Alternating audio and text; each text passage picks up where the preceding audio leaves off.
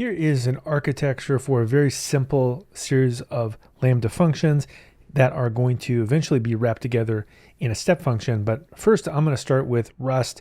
I'm going to build this add function here. So really simple. It takes an X, it takes a Y, and returns back a total. The reason I like Rust is that it's probably the simplest possible way to make cost-effective Lambda invocations. So let's go ahead and see what I mean. Here we have a AWS Lambda project, and the way I was able to create this was by using the Cargo Lambda tool. So you can see here, if you just type in Cargo Lambda, it gives you a bunch of options here, including new, and this is the new project that I created. Now let's look at the tree structure here. So really all we have here is a main.rs and a cargo file. The cargo file that's created is all populated with what you need. So serialization, asynchronous coding, tracing, the runtime, it's all set up for you. Now, in order to use the Lambda here, I did put a little bit of logic inside of this Lambda function. Let's go ahead and walk through what it does. So first up, I put a comment that says we're building a simple add function. So this is intentionally trivial so that I can explain how Rust Lambda works. Now notice here that this struct here, this is going to be the request that comes in. So this is an X and a Y. And so all we need to do is define that right here in this derive section. Next up, I have the response. So this is what I'm going to return back when I'm done. So you can think of X plus Y, it will be a total. And then finally, in terms of the main piece of logic, we have an async Rust function here. So really not a lot going on in this function other than the word async, which allows us to use the Tokyo library for async communication.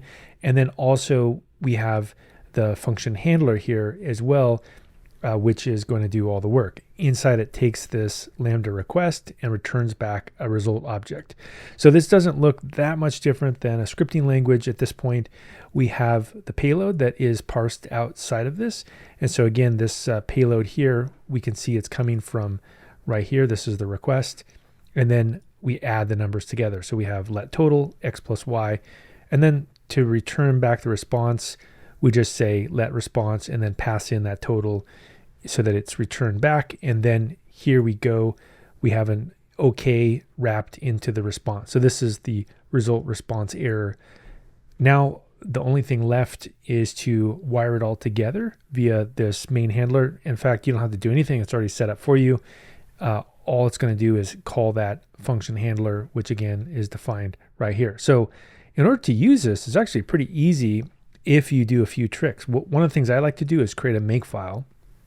And the reason I like to create a makefile is that I just don't want to think. I just want to build things very quickly. And so one of the ways that you can develop locally is by doing the cargo lambda watch command. So I just type in make watch.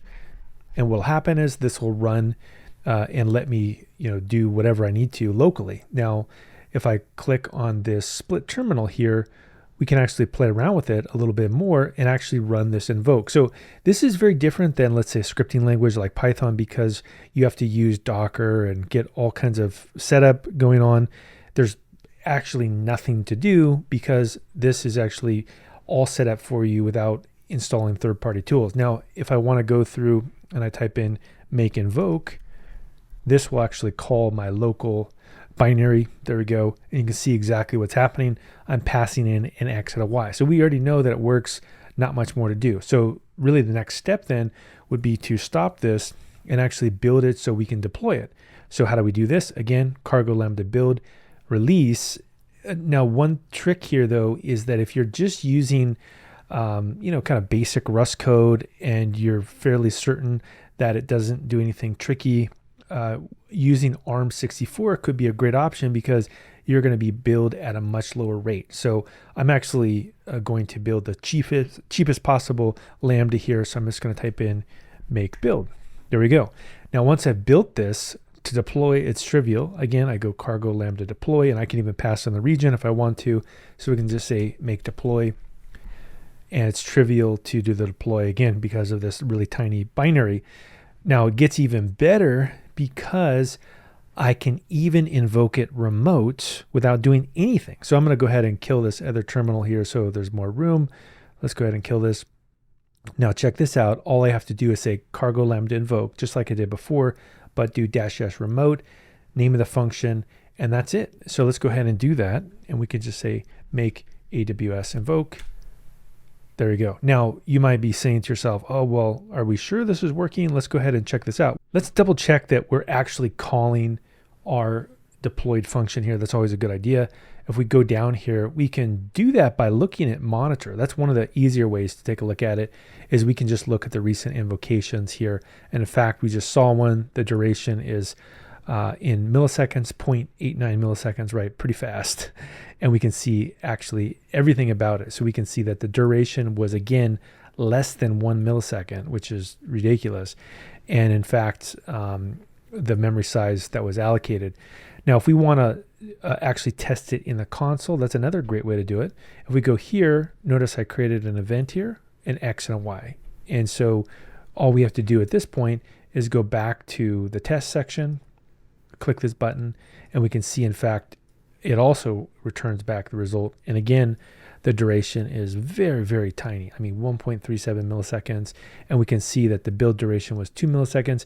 And this is one of the advantages as well of Rust over languages like Python, which have 70x more memory usage by default, is that it only uses 15 megabytes. Now, why do we care about this?